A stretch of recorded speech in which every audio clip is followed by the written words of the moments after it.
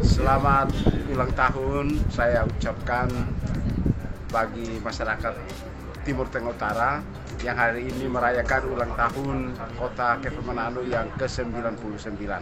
Sebagai Wakil Bupati Kabupaten Timur Tengah Utara, saya menyampaikan profisiat selamat untuk ulang tahun Kota Kepri Manado ini, dan saya sangat mengharapkan kiranya ke depan kita bersinergi, kita bersatu, kita menyatakan kebersamaan kita lewat berbagai aktivitas kita untuk merubah Kabupaten Timur Tengah Utara menjadi lebih baik, sehingga Kota Kefa wajahnya semakin indah, semakin rindang, semakin cerah untuk kehidupan kita ke depan.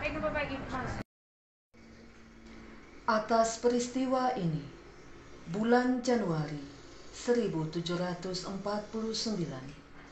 Uskono yang merasa terancam oleh kerajaan-kerajaan lokal lain dan Kaismetan yang sudah berpihak kepada Sonbai meminta perlindungan pada Belanda di Kupang. Belanda membuktikan persetujuan dan perlindungannya kepada Uskono dengan menyerahkan sebuah bendera dan 2 buah tongkat emas. Walaupun demikian, Belanda sangat berhati-hati masuk ke pedalaman timur, karena beberapa ekspedisi militernya digagalkan, baik oleh Kaismetan, raja-raja lokal, maupun orang-orang Sonbai sendiri. Belanda baru berani memasuki pedalaman dan mendirikan markas militernya di Kapan setelah kekalahan Kaismetan dan raja-raja lokal pada Perang Penfui yang dipimpin oleh Letnan Jenderal Gaspar da Costa dari Noimuti pada bulan November 1749. Pada awal abad ke-20, ketika Sobe Sonbai II dan Sobe Sonbai III ditaklukkan bersama meo-meonya dan dibuang ke Batavia dan Sumba, baru Belanda berani bermarkas di pedalaman timur. Dengan ditangkapnya Sobe Sonbai III, kedua anaknya kemudian memperebutkan tahta ayahnya di Bikaunik, yakni Fatu Pukmolo Bikaunik, Hube Pukmolo Bikaunik. Kemudian anak-anak dari Sobe Sonbai melarikan diri ke Molo dan membangun kekuatan baru di kerajaan Oinam dengan Nespantola sebagai meok naiknya.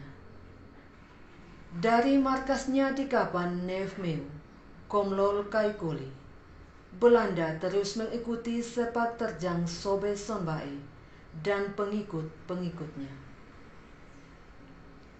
Belanda terus mengejar anak-anak Sobe Sonbai hingga di wilayah Meo Mafo, tepatnya di Oil Kunu Suanae.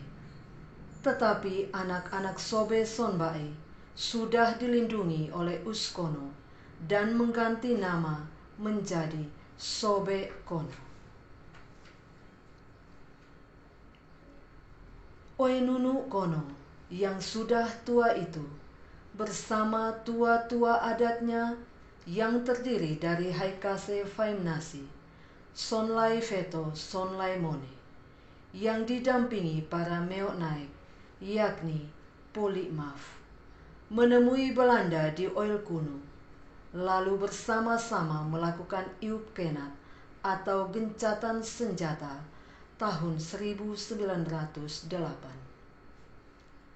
Kemudian Letnan Kunmets yang memimpin pasukan Belanda dalam pengejaran itu mendapat persetujuan Uskono memindahkan markas militernya ke Noitoko tahun 1909.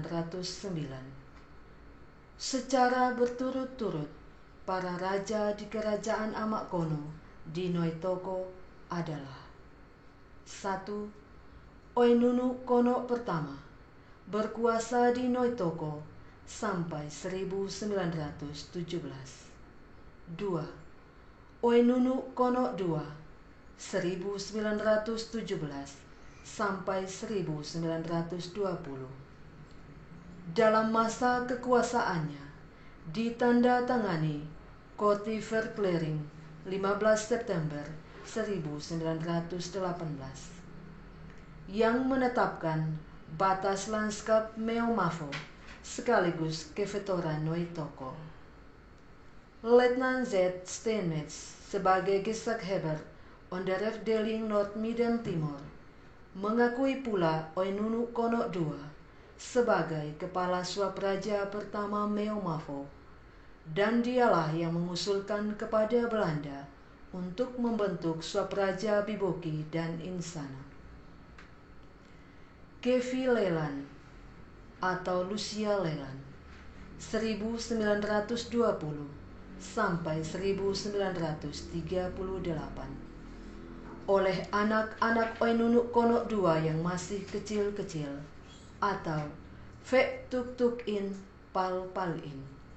Maka Kevi Leland yang adalah Mafefa dari Ambenu, yang keponakan dari Uskono sendiri di Meomafo, menjadi raja sekaligus kepala swapraja Meomafo. Pada zamannya, selain letak geografis yang sempit, juga wabah malaria merajalela, sehingga penguasa Belanda mulai berinisiatif mencari tempat yang strategis guna mendirikan pusat pemerintahan Onderafdeling Noord-Midden Timor. 4. Sobe Sanak Nimasi menggantikan Kevi Leland dari tahun 1933 sampai 1937 atau 1938. 5.